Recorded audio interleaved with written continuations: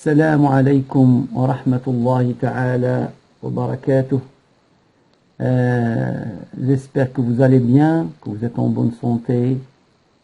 Et c'est un plaisir de vous retrouver dans ce rappel du vendredi à partir de la bibliothèque de la mosquée de Fontaine-Écu. Alors, le rappel aujourd'hui, il concerne une réflexion de ce passage rapide du temps. Et surtout après le Ramadan, à chaque fois que je rencontre un frère, dans notre discussion, c'est cette expression qui revient souvent, c'est que le temps passe très vite. Le Ramadan est passé très vite.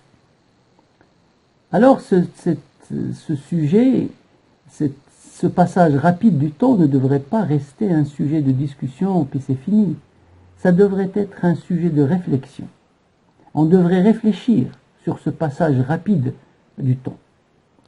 Car dans ce passage rapide, il y a beaucoup d'indicateurs.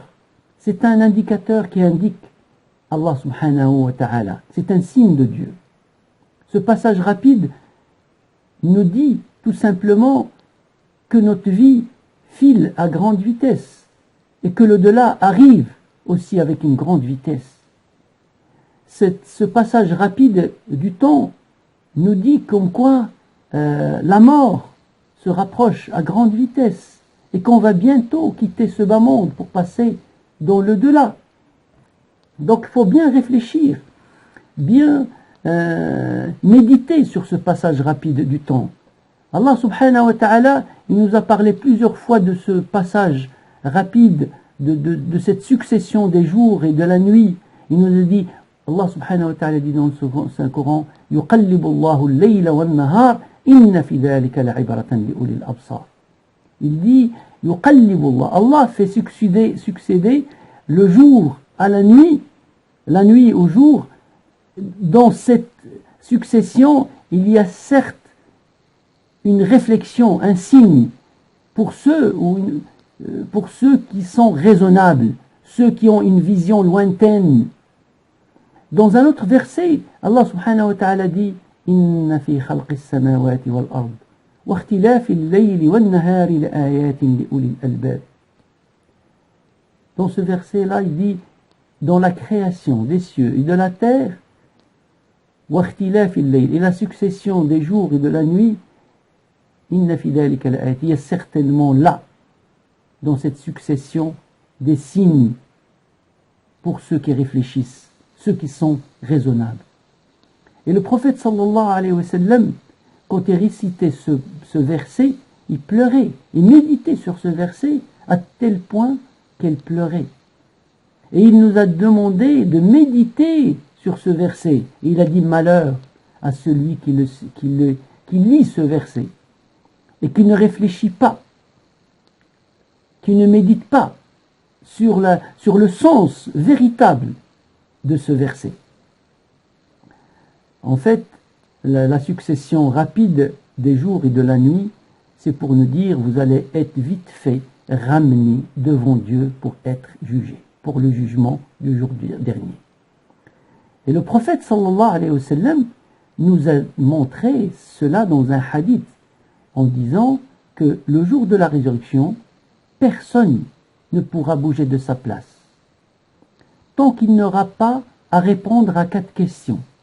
La première, لن تزول قدم عبد حتى يسأل عن 4 عن عمره فيما أفناه وعن شبابه فيما أبلاه وعن ماله من أين اكتسبه وفيما أنفقه وعن علمه ماذا عمل به.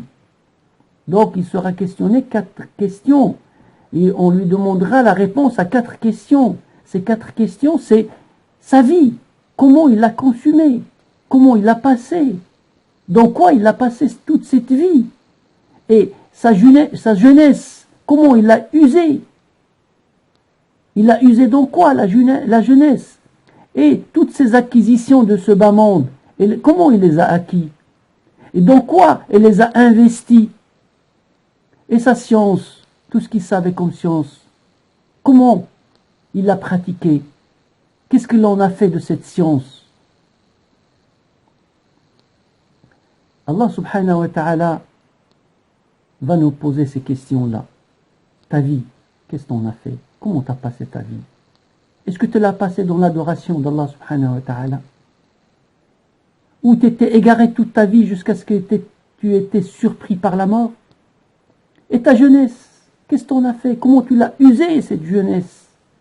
Comment tu l'as consumée, cette jeunesse? La jeunesse se use, ça se consume. Mais comment tu l'as consumée? Est-ce que c'est dans le bien? Est-ce que c'est dans l'adoration d'Allah subhanahu wa ta'ala? Ou bien, cette jeunesse, c'était une période de péché. C'était une période de désobéir à Allah subhanahu wa ta'ala.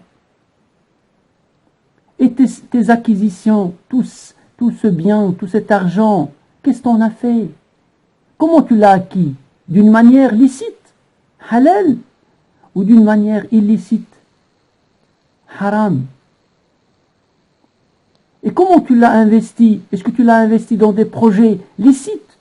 Ou bien tu l'as investi dans des projets illicites? Et la science, le minimum de science que tu connais, est-ce que tu l'as mis en pratique? Tu savais cette connaissance, tu savais que la prière est une obligation. Est-ce que tu as pratiqué la prière? Ou bien tu l'as délaissée, tu savais. Alors qu'est-ce que tu en as fait de cette science? Est-ce que tu l'as mis en pratique? Tu savais que la zakat est une obligation. Tu savais que l'aumône obligatoire est la part du pauvre dans tes biens, dans ta trésorerie. Est-ce que tu as donné les 2,5% chaque année? Qu'est-ce que tu as fait de cette science? Tu le savais. Tu savais que les parents méritent une bonne compagnie. Est-ce que tu étais un bon compagnon à tes parents? Est-ce que tu as pris soin d'eux? Moralement, physiquement, matériellement? Tu savais ça, que les parents, c'est quelque chose de sacré. Qu'est-ce qu'on a fait? Tu savais que le lien de parenté est quelque chose de sacré. Est-ce que tu l'as maintenu? Tu savais que l'usure, riba, c'est quelque chose de haram, c'est un grand péché. Mais dans tes projets, il y a des projets où tu as fait appel à l'usure, tout simplement parce que le projet est bénéfique, apporte gros. Alors que le prophète sallallahu alayhi wa sallam nous a prévenu que riba, l'usure, c'est quelque chose de grave. Et pour nous montrer, le prophète sallallahu alayhi wa sallam a dit, un dirham ou un dinar de riba est pire que 36 fois la fornication. Vous imaginez? Tout ce savoir de la religion, qu'est-ce qu'on a fait? Tu savais que le voisin a des droits. C'est dans la religion musulmane. Est-ce que tu as mis en pratique ce droit de voisinage? Est-ce que tu as pris soin du voisin? Est-ce que tu avais un bon contact de voisin? Et je peux en citer. Tu savais beaucoup de choses de la religion. Mais il faut le mettre en pratique. Sinon Allah subhanahu wa ta'ala, il va te demander des réponses. Et il faut préparer des réponses pour tout cela. Qu'Allah nous préserve et qu'Allah nous guide dans la bonne voie, la voie qui mène au paradis. Jazakumullah khairan. Wassalamu alaikum wa rahmatullahi ta'ala wa barakatuh.